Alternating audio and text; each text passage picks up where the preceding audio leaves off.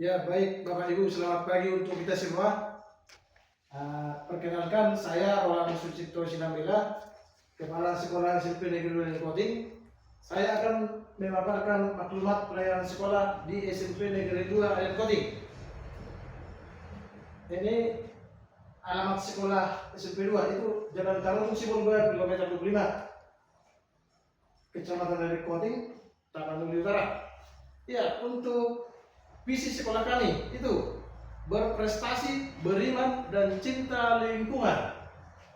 Untuk misi sekolah, dalam upaya mengimplementasikan visi sekolah SMP Negeri 2 Koting, menjalankan misi sekolah sebagai berikut. Yang pertama itu menanamkan nilai-nilai keimanan, ketakwaan, dan akhlak mulia dalam kehidupan sehari-hari, membudayakan perilaku peduli dan cinta lingkungan melalui kegiatan nyata di sekolah dan masyarakat. Yang berikut, mewujudkan lingkungan belajar yang bersih, sehat, aman, dan nyaman. Yang berikut, mengembangkan karakter disiplin dari siswa, bertanggung jawab, dan berwawasan lingkungan. Yang terakhir itu, meningkatkan prestasi akademik dan non-akademik peserta didik sesuai potensi yang dimiliki. Maklumat pelayanan sekolah kami itu, dengan ini kami seluruh aparatur sipil negara dan staf SMP Negeri 2 Koting menyatakan sanggup menyelenggarakan pelayanan sesuai dengan standar pelayanan yang telah ditetapkan. Kami berkomitmen untuk memberikan pelayanan yang cepat, tepat, transparan, dan tanpa pungutan liar. Apabila kami tidak menepati janji, kami siap menerima sanksi sesuai dengan peraturan perundang-undangan yang berlaku. Standar pelayanan yang ada di sekolah kami, yang pertama itu jenis pelayanannya legalitas ijazah atau rapor.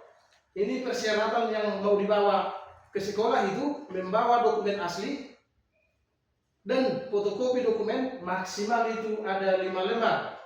Jangka waktunya itu 10 sampai 30 menit jika kepala sekolah berada di tempat. Untuk biayanya itu 0, tidak dipungut biaya sama sekali. Baru yang kedua, surat keterangan siswa aktif, surat permohonan dari orang tua, wali, baru fotokopi kartu keluarga kakak. Itu juga waktu penyelesaiannya di sekolah kami itu sekitar 15 menit.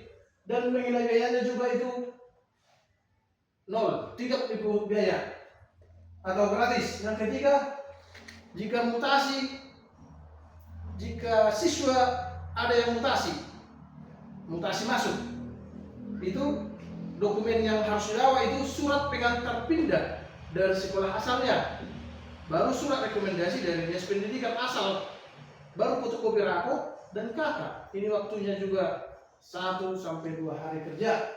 Biayanya gratis. Yang ketiga itu mutasi siswa kedua, artinya siswa yang ada di sekolah kami ini pindah ke sekolah yang lain. Itu yang harus dibawa persyaratannya itu surat permohonan pindah dari orang tua atau wali siswa tersebut, baru surat keterangan yang terima dari sekolah tujuan. Itu juga waktunya untuk diselesaikan itu 1 sampai 2 hari. Biayanya juga gratis. Baru yang terakhir itu penerimaan peserta didik baru, dengan istilah sekarang itu SPMB, seleksi penerimaan murid baru. Itu untuk persyaratannya itu ditentukan sesuai jadwal resmi SPMB. Nah, dan itu juga dalam pelaksanaan penerimaan SPMB itu kami tidak memungut biaya sama sekali, artinya tetap gratis. Ya, untuk prosedur dan mekanisme pelayanan, setiap pengguna layanan yang datang ke sekolah SMP Negeri 2 Koting ini wajib mengikuti alur sebagai berikut. Yang pertama itu harus masuk di meja informasi atau pos satpam. Baru tamu yang datang itu wajib mengisi buku tamu dan menyampaikan maksud kedatangan dan kehadirannya.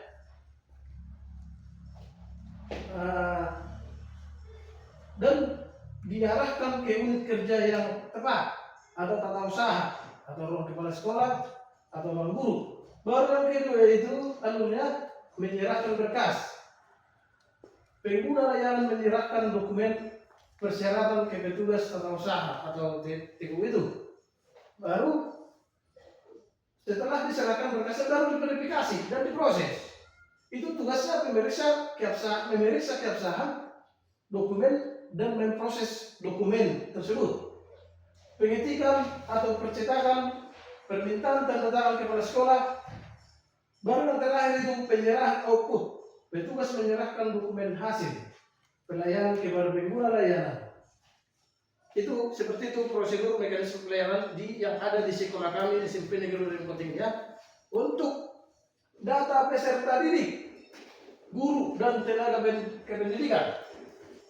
Untuk saat ini tahun ajaran sebelumnya tahun 2025-2026 itu data peserta didik kami itu kelas 7 itu ada laki-laki 22 orang, perempuan itu ada 24 orang, dan kelas 8 laki-laki itu ada 36 orang, perempuan ada 50 orang. Kelas 9 laki-laki ada 63 orang, perempuan ada 49 orang. Jumlah secara keseluruhan siswa kami sebanyak 243 orang. Itu untuk data peserta didik. Untuk data guru yang ASN PNS itu ada laki-laki ada 3 orang, perempuan ada 3 orang. Untuk ASN yang P3K laki-laki ada 2 orang, perempuan ada 7 orang. Yang non ASN laki-laki ada 1 orang, perempuan itu ada 2 orang. Untuk tenaga kependidikan laki-laki ada 1 orang, perempuan ada 3 orang. Jadi secara keseluruhan jumlah guru dan tenaga pendidikan itu ada sekitar 22 orang. Kualitas guru tenaga kependidikan, seluruh tenaga pendidik atau guru kami telah memenuhi kualifikasi akademik itu semua sudah mempunyai ijazah S1 dan aktif dalam kegiatan kolektif musyawarah mata pelajaran atau istilah MGMP sekolah untuk peningkatan mutu berkelanjutan. Baru itu guru kami itu sudah 100% dengan gelar sarjana. Jadi seperti yang saya sampaikan tadi ya, baru 85% itu guru kami itu sudah sertifikasi.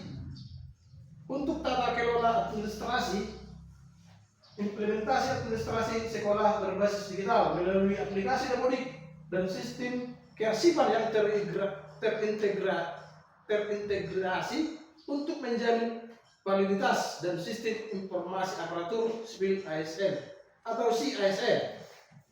Ini untuk perhitungan dana BOS yang kami terima per tahunnya untuk tahun sebelumnya, tahun ajaran 2025-2026. Itu perhitungan penerimaan dana BOS itu. Jumlah siswa dikali 1.160.000 itu untuk per siswa.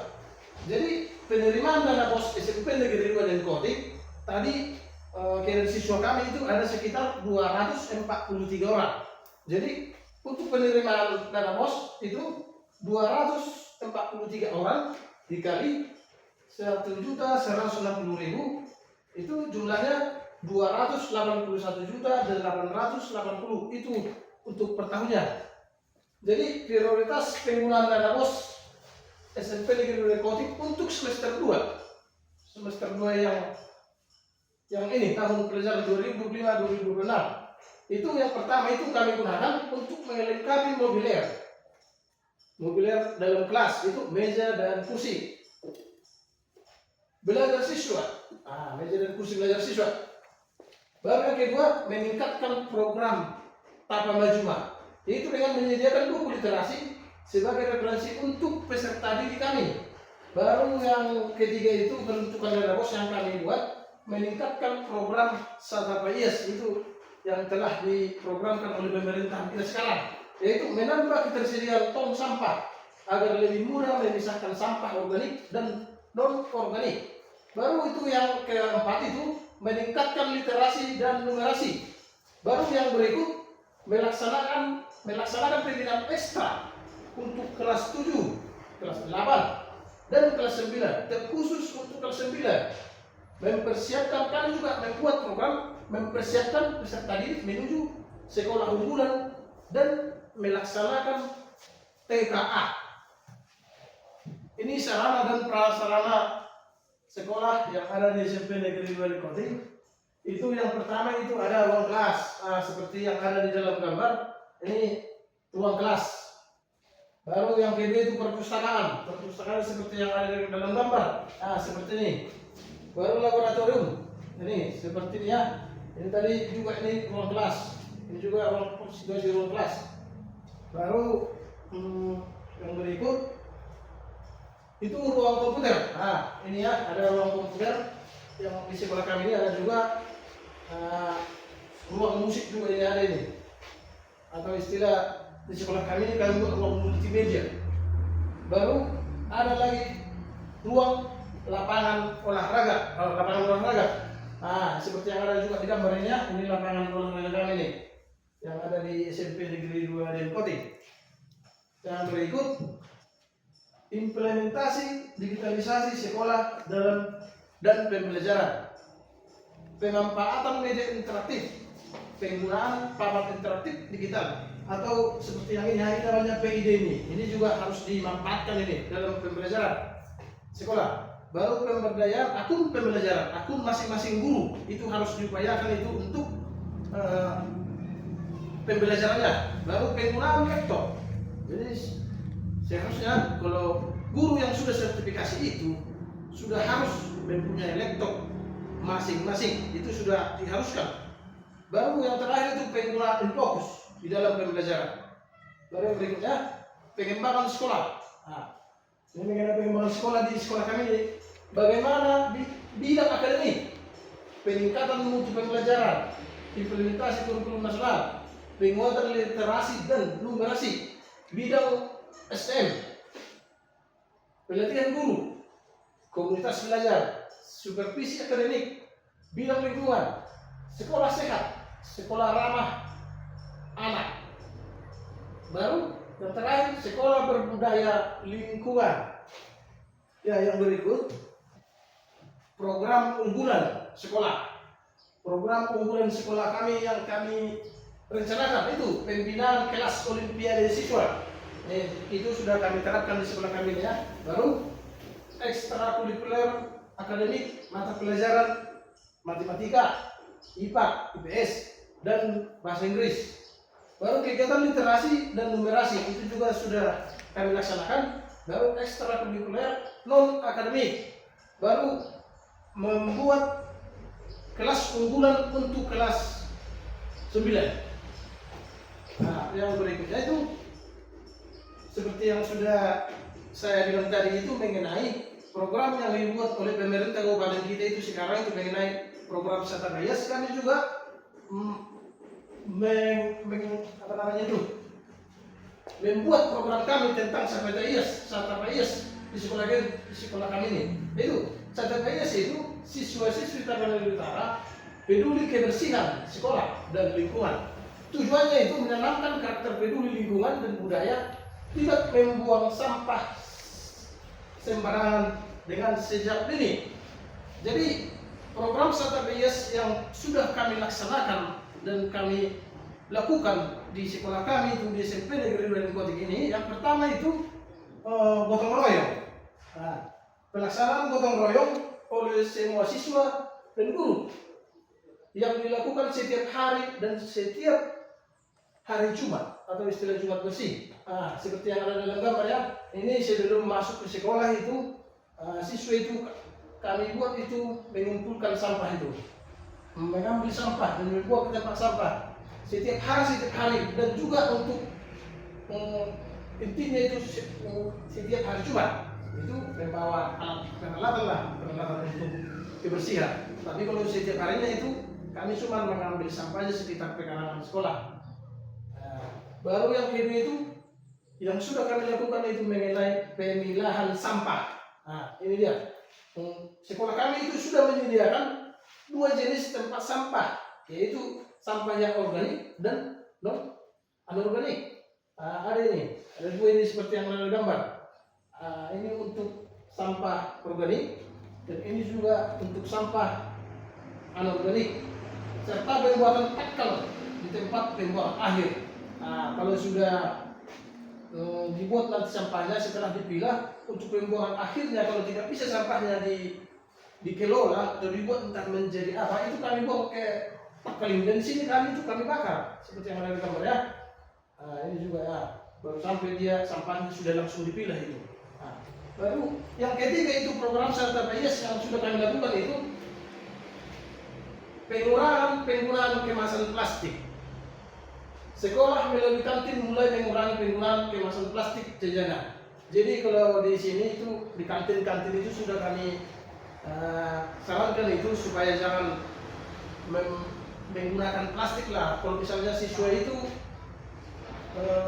jajan ke kantin itu membeli goreng itu harusnya sudah kami larang itu mengurangi kemasan yang plastik ya, seperti inilah, seperti dalam gambar itu. Kalau untuk membelinya, kalau keadaan panas dia terpaksa entah pakai daun, tidak pakai kertas. Intinya penggunaan kemasan plastik itu kami sarankan untuk dikurangi. Baru yang keempat itu penataan taman sekolah. Taman sekolah kami ini seperti ini. Siswa diajak untuk membawa bunga dari rumah dan ditanam serta ditata di lingkungan sekolah. Itu kami lakukan itu untuk menuntaskan program yang dibuat pemerintah Serta PIS itu. Siswa juga kami suruh membawa bunga dari rumah untuk ditanam di pekarangan sekolah kelas masing-masing siswa itu. Baru yang kelima itu yang kami laksanakan itu tentang program Serta PIS yang telah diprogramkan oleh pemerintahan kita itu turut serta bergotong royong bersama masyarakat desa dan kelurahan. Siswa diajak untuk turut serta membantu desa atau kelurahan di sekitar sekolah dalam bergotong royong membersihkan lingkungan sekitar sekolah. Ini juga sudah kami lakukan itu. Kalau Jumat bersih itu kami lakukan dia gotong royong, kadang bersama dengan Uspika kecamatan itu sama-sama kami turun ke jalan itu untuk mengambil sampah-sampah yang plastik yang berserakan di pinggir jalan sana. Untuk itulah yang sudah kami lakukan untuk program Serta PIS yang telah ditetapkan oleh pemerintah kabupaten kita. Itulah cara kami untuk melanjutkannya. Baru itu ada lagi program yang sudah diberikan oleh pemerintah kabupaten kita, itu program Tapama Juma. Ini program Tapama Juma ini dilakukan ini ada dua jenis nanti ini. Yang pertama itu yang sudah kami lakukan itu literasi.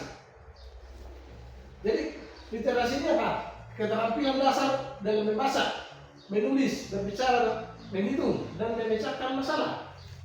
Tujuan gerakan literasi sekolah adalah menjadikan sekolah sebagai tempat belajar yang menyenangkan dan ramah anak, mengembangkan budi pekerti dan budi literasi peserta didik agar dapat bersaing dengan kemajuan.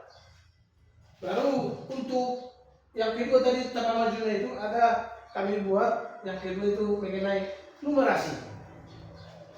Numerasi muncul untuk mengasah kemampuan mengaplikasikan konsep matematika peserta didik dalam situasi nyata seperti membaca grafik, memperkirakan risiko, atau memecahkan masalah berbasis data. Inilah seperti yang digambar ya. Jadi kami lakukan ini seperti setiap hari Rabu ini, artinya Rabu numerasi. Kalau tadi itu literasi itu kami laksanakan sekali seminggu, itu hari Selasa literasi, Rabu itu numerasi. Baru tahapan numerasi yang sudah kami lakukan di sekolah kami ini itu yang pertama itu tahapan pembelajaran. Setiap hari Rabu 30 menit sebelum proses belajar mengajar dilaksanakan numerasi di kelas masing-masing dengan membahas soal yang telah disajikan. Baru yang kedua itu tahapan pembiasaan. Setelah pemberian tes numerasi, guru mapel matematika mengoreksi dan setiap 15 menit sebelum pelaksanaan proses belajar mengajar matematika dimulai akan terlebih dahulu membahas soal numerasi bersama siswa dan memberikan tugas di rumah untuk disampaikan lagi untuk minggu depan di waktu Rabu numerasi tersebut. Seperti yang ada dalam gambar ya, ini yang sudah kami lakukan. Ini siswanya, ini dipanggil sesuatu orang ke depan di barisan.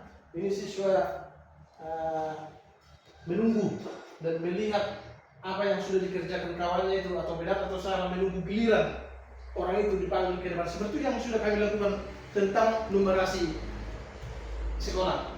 Baru untuk pelaksanaan literasi itu yang pertama itu tahap pembiasaan. Ini tadi beliau sudah sempat dari literasi ya, tapi saya jelaskan lagi di sini itu mengenai literasi. Yang pertama itu tahap kebiasaan.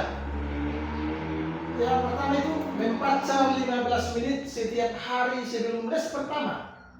Kegiatan ini merupakan upaya membiasakan membaca pada peserta didik dan guru. Yang kedua itu satu peserta didik satu buku literasi untuk kurang lebih 1 bulan sekali, tergantung kecepatan siswa membaca serta buku yang dibaca siswa baik buku fiksi dan non fiksi dan buku lainnya. Yang ketiga itu siswa dan guru wajib mengunjungi perpustakaan sekolah. Kegiatan ini bertujuan memanfaatkan perpustakaan untuk menumbuhkan kegemaran membaca.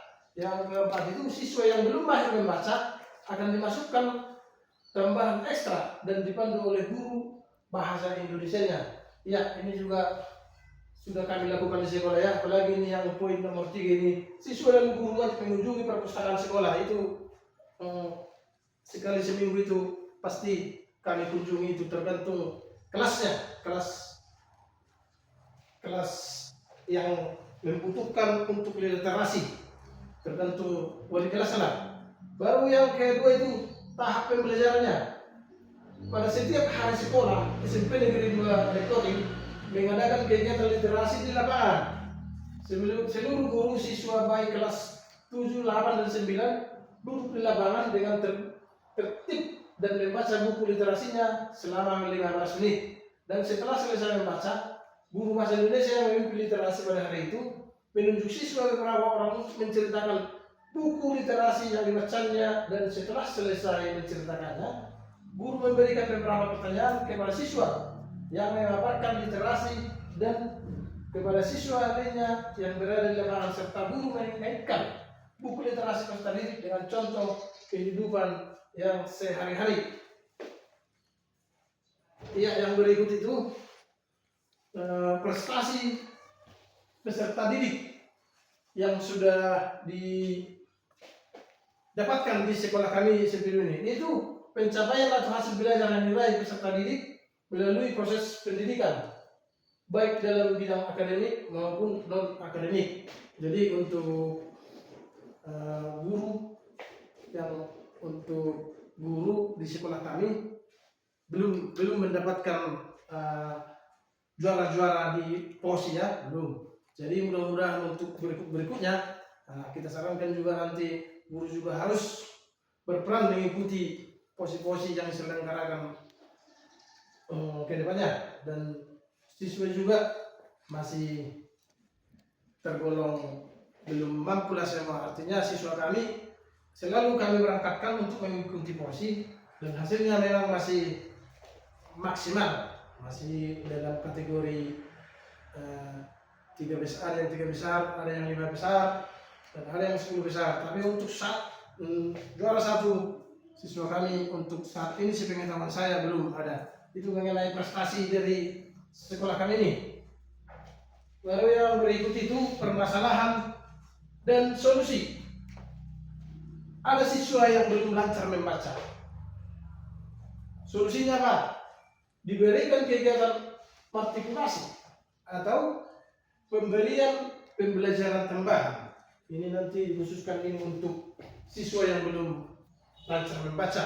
Itu dikasih pembelajaran tambahan, artinya dibawa ke perpustakaan untuk dibuat dia sebagai untuk literasi. Nah, untuk membaca nanti kami suruh di perpustakaan, dan apa yang dia baca akan kami tuntut juga nanti itu untuk dipaparkan atau disampaikan apa yang sudah dia bacakan. Itu cara kami untuk mengatasi siswa yang belum lancar membaca ya. Baru yang berikut itu masalah disiplin siswa. Ini solusinya pemanggilan orang tua, pembinaan karakter bersama dengan orang tua, wali kelas, PKS kesiswaan dan guru BP. Ini juga mengenai disiplin siswa. Ini sudah kami lakukan itu. Kalau ada siswa-siswa yang kurang ajar lah istilahnya, yang tidak taat peraturan di sekolah ini, itu solusi yang kami buat itu dengan pemanggilan orang tua. Ini sudah beberapa kali kami memanggil orang tua, tapi siswanya memang sudah mulai berkurang tingkat kedisiplinannya. Terus itu nanti dibina bersama-sama dengan PKS kesiswaan dan guru BB. Itu nanti kami situ pas dibahas bersama dengan disiplin siswa yang sudah dipanggil orang tua itu, kami itu membuat suatu perjanjian. Jika diulangi kembali, maka akan kami buat lagi perjanjian sekali lagi. Dan jika terjadi sekali lagi, itu akan kami keluarkan dari sekolah ini. Itu sudah yang kami buat perjanjian dengan orang tua, dengan PKS kesiswaan dan guru BP yang ada di sekolah ini. Baru itu masalah etos kerja, beberapa guru dan tenaga pendidikan yang kurang. Yang mengenai guru ini, penegasan regulasi terkait disiplin dan etos kerja, memperlakukan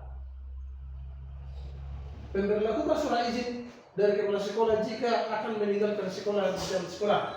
Itu juga sudah kami lakukan. Itu mengenai guru. Kalau misalnya guru itu ada berhalangan atau izin, entah izin karena adalah kerjaan urusan pribadi, itu juga sudah kami laksanakan. Itu harus membuat surat izin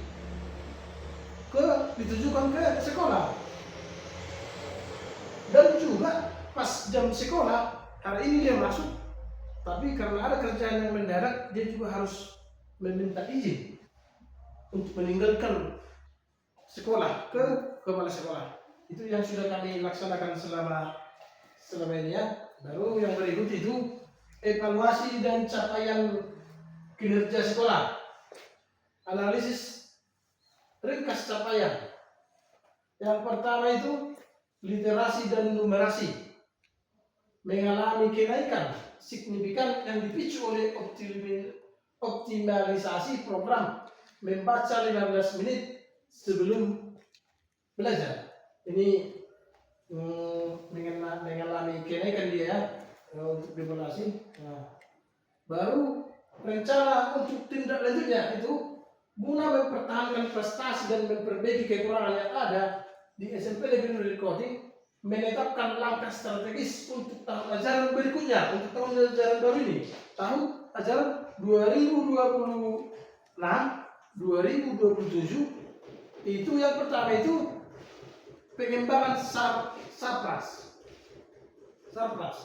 mengajukan penambahan bantuan perangkat TIK melalui dana BOS atau DAK fisik untuk menambah laptop baru. Yang kedua, optimalisasi komunitas belajar atau Kombel, mengaktifkan forum diskusi berkala antar guru setiap hari Sabtu untuk saling berbagi praktik baik, best praktik mengenai digitalisasi di dalam kelas. Untuk kelanjutannya ini sudah sampai di sana ya. Jadi demikian yang bisa saya sampaikan tentang maklumat sekolah SMP Negeri 2 Aden Koting. Sekian dan terima kasih.